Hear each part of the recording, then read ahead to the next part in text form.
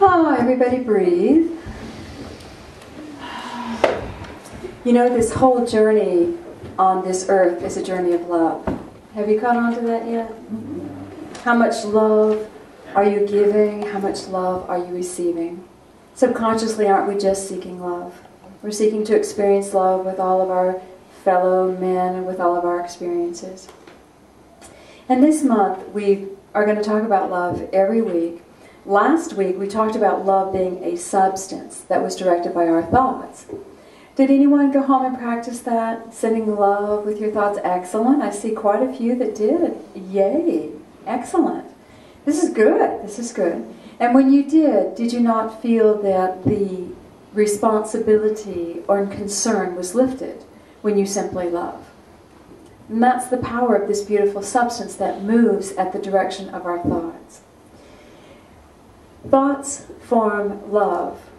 Therefore, love, by definition, is automatically unconditional. Let's breathe that in for a moment. In our minds, we're always talking about we want to achieve unconditional love. But love itself is unconditional. It takes the form of the thoughts that we put on it. You see? So, in our work as human beings on this planet, it's our opportunity to begin to realize how we are directing our thoughts to form that love into substance. So I wanted to read from chapter 109 of the Aquarian. And this is when Jesus is talking about, he's just talking to some of the disciples and his friends about the thoughts of the Pharisees and about how some people seem to get away with things. You know, you've had those moments when you look at people and go, now they're not being very nice, but they sure are successful. You know, what's up with that, God? And he's dealing with that same question with these disciples. And this is what he says. In the judgment day, when all the books are opened up, and this is where our life journeys are recorded, these men and every man will be judged not by what they've said or done, but by the ways in which they use the thoughts of God and how the ethers of eternal love were made to serve. For men may make these ethers serve the carnal self or serve the holy self within. So we are not judged by what we think we would be judged by. We're judged by how are we creating. And we know the ultimate judgment is we get to experience what we've created. That's really what's happening. But awareness is so important. Awareness of the energy of our thoughts that are leaving our bodies. We mold love with our thoughts. Therefore, we put the conditions on love. It's a very powerful way to mold energy. Can you realize what you do in your daily activity with the thoughts that move from your mind? I mean, if we even took a percentage of how many are expansive, outrageous expectations of good, and how many are narrow and limiting. We studied last week that fear blocks healing. Think of how many thoughts are fear-based, and in that are molding the beautiful energy of love around you. It's such a simple thing, isn't it? But beginning to harness the mind, beginning to get the mind on track with thinking good things. And remember last week we talked about sometimes we feel like we have to have everybody's answer. Love does not have to have your answer. Love cannot have your answer. Your answer comes from within. So by thinking thoughts that empower one another, but do not take on the responsibility of one another. Because when we do that, we've just eliminated their choice. And our love now becomes conditional. Such a simple concept, isn't it? Okay. Can you feel it? All right. When we walk around and we have the idea of love for one another, when we walk around and we see perfection instead of illness, health instead of illness, hope instead of despair, even when someone is talking to us and we can look them in the eye and see and recognize that within them is a divine heart. And this may well be an experience they're going through. But as we see the divine heart, what are we quickening within them? Hope, their connection with God. Our thoughts are actually moving the love within us to quicken the love within them. And then we become a healing agent of God's love. Simple? Is it a difficult concept? The idea that we could look at one another and actually behold the Christ within them? I behold the Christ within you. I honor your choices. When many years ago I was involved with a family dynamic, extended family, and one of my family was very angry, saying to another member, "You've got to earn my respect." Have you ever heard that? Mm-hmm. You must earn my respect. My son was young. Immediately grabbed him aside and said, "Honey, that's not what we believe.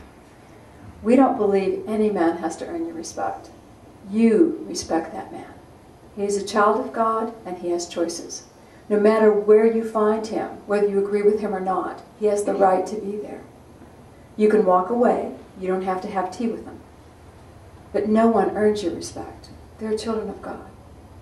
This same idea moves into how we flow love. Everyone deserves healing. Everyone deserves love. No man has to stand before you to prove that they're worthy of your love. They're children of God. You don't have to take them to lunch. You don't have to take their burden onto yourself. But to let your thought behold the rights they have to create allows love to move to them unconditionally. Simple, simple, simple. This journey of healing, although simple, becomes very complex because it has to move through our individual personalities.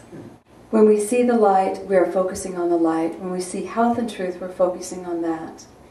And that is the job of a healer. It's molding love to support the Christed journey. When we share our love to support anyone in their unique Christed journey, we are too acting as a healer. Do you realize that? Without condition. We're not putting conditions on these people that you have to heal to make me feel good. We're simply saying, I support you in your Christed journey, and if this is where you want to go, this is where you need to go.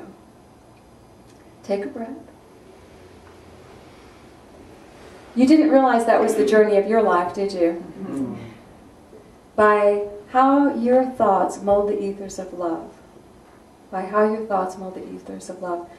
I would invite you individually to consider the power of your thoughts and start giving them more weight. Well, today is a very special day. The healing angels are with us. We're talking about sending healing energy and healing love. And probably, I want to say 6 years ago, I'm not sure how long ago, Spirit gave me a new seminary program. We'd done the seminary in 96, we ordained. In 2005, we ordained. And so I was given a new program that had 3 levels of ordination, or 3 levels of recognition. The first level was the teachers of principle. And they would go through a year program of understanding metaphysics. And this changes the mindset. It's really a year of wrestling with your ego, truth be told. Because you're having to... It's fun, too. You're having to really look at where your thoughts are, how do you relate with the world, and it becomes an intellectual pursuit. That completes the teachers of principle. Now you understand the laws and you're able to guide people in understanding the laws as well. The second tier is a much longer and much more in-depth process. There's a year of studying the Aquarian Gospel, which opens up your heart. And you really get clear on how is love expressed. It can roll from our mouths just like that. But what is the truth of how it feels? Then there's a year exploring the New Testament. Understanding the words of the Christ through standard theology. Going through, understanding energetically what is being said in all of the books. What really is behind all these things that have been so twisted and misunderstood. And that is a journey of realigning our hearts with our brother man. Really understanding, you know, I can see where somebody would say that, but energetically we feel this, where everybody has a right to their opinion, but we're very clear on what we feel as individuals. It's not doctrine shoved, it's heart exploring. But it reconnects us with the journey of everyone who has tried to love God. And that's what that Bible represents. During this 2-year process, they also have to do meditation 1 and 2, learning to connect and talk to God. Psychic development 1 and 2, learning to listen to God and connect with another. And then healing. Learning to channel and direct healing energy into another body. Long distance, hands-on. They do Reiki 1 and 2. They do the Merkaba. They do teaching of the children. They teach the children for a month. They teach Tuesday nights. There is so much involved with this second level. And it begins when they choose, and it's their timetable. It is a process that not only works with the mind and the heart, it begins to lift the entire spirit. So, today we have the opportunity to bless and ordain 3 ladies who have actually walked through this process and are at completion.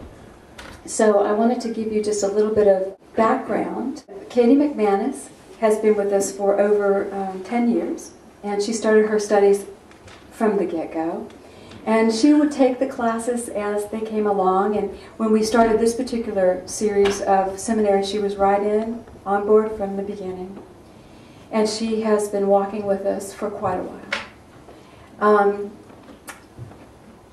Bet Webb joined us in probably 2006 or 7. She was new to metaphysics, so she watched us for a year, seeing what's up, and then jumped in with both feet and hasn't missed a lick since then. And then Noelle Abent, Patrick's daughter, my stepdaughter. She, of course, was born in a metaphysical family. She took some of her first classes when she was still a teenager. Then she followed her heart out to the West Coast to see what was out there for her. And when she came back, she jumped into with both feet. So these 3 ladies have officially completed all of the requirements. So I would ask that all of them come up now.